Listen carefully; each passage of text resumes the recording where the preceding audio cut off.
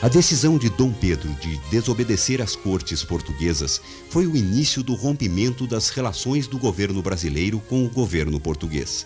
A partir de então, os acontecimentos se sucederam rapidamente e o Brasil caminhou a passos largos para a sua independência. Uma tropa militar portuguesa, chefiada pelo general Jorge de Avilés Tavares, ainda tentou, sem sucesso, forçar Dom Pedro a embarcar para a Europa. Após o fico, Dom Pedro afastou de seu governo todos os ministros aliados às cortes e os substituiu por outros, favoráveis à independência. O novo ministério era chefiado pelo brasileiro José Bonifácio. Em abril de 1822, este novo ministério estabeleceu que as decisões adotadas em Portugal só seriam obedecidas no Brasil após o cúmpra-se de Dom Pedro. Em São Paulo, no Rio de Janeiro e em Minas Gerais, as medidas fizeram crescer a popularidade do príncipe regente. Na Bahia, elas provocaram choques armados entre a elite local e as tropas portuguesas. Em agosto de 1822, Dom Pedro decretou que qualquer tropa enviada por Portugal para o Brasil sem o seu consentimento seria considerada inimiga. As cortes portuguesas, por sua vez, consideraram ilegais todos os atos de Dom Pedro e ameaçaram enviar tropas ao Brasil caso seu retorno à Europa fosse mais uma vez adiado. Quando as decisões das cortes chegaram ao Brasil, o príncipe regente encontrava-se em São Paulo.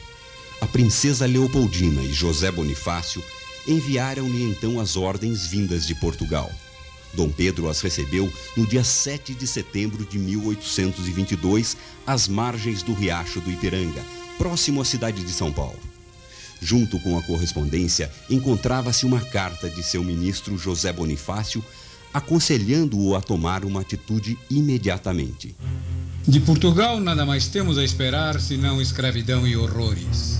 Decida-se, Vossa Alteza, o quanto antes, pois cada momento perdido é uma desgraça. Só há dois caminhos a seguir: partir para Portugal e entregar-se prisioneiro das cortes, ou ficar no Brasil e proclamar a independência. Às margens do Riacho do Ipiranga e na presença de uma pequena comitiva, Dom Pedro tomou sua decisão. Ele arrancou da roupa os laços com as cores de Portugal, levantou sua espada e gritou aos presentes: independência ou morte!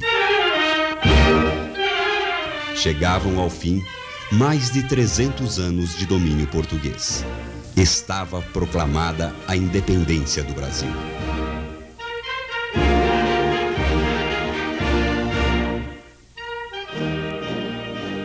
A independência do Brasil não foi o resultado de um ato pessoal de Dom Pedro. Seu gesto, na verdade, foi a finalização de um processo que tinha começado muito antes. Em 1808, a abertura dos portos à Inglaterra diminuiu a influência portuguesa sobre o Brasil. O decadente reino português não tinha mais condições de manter-se à frente de um império colonial. Mesmo assim, a independência do Brasil não alterou em nada as condições de vida da grande maioria da população. Os assalariados pobres continuaram lutando por sua sobrevivência nos campos e nas cidades. E os escravos negros permaneceram submetidos aos mesmos tratamentos brutais do início da colonização. O Brasil passava a despontar como uma estrela a mais na constelação de nações independentes do mundo, mas quase nada mudaria em sua estrutura social e econômica. A mesma minoria dominante mandava, e a grande maioria pobre obedecia. Tudo sob a batuta do novo imperador.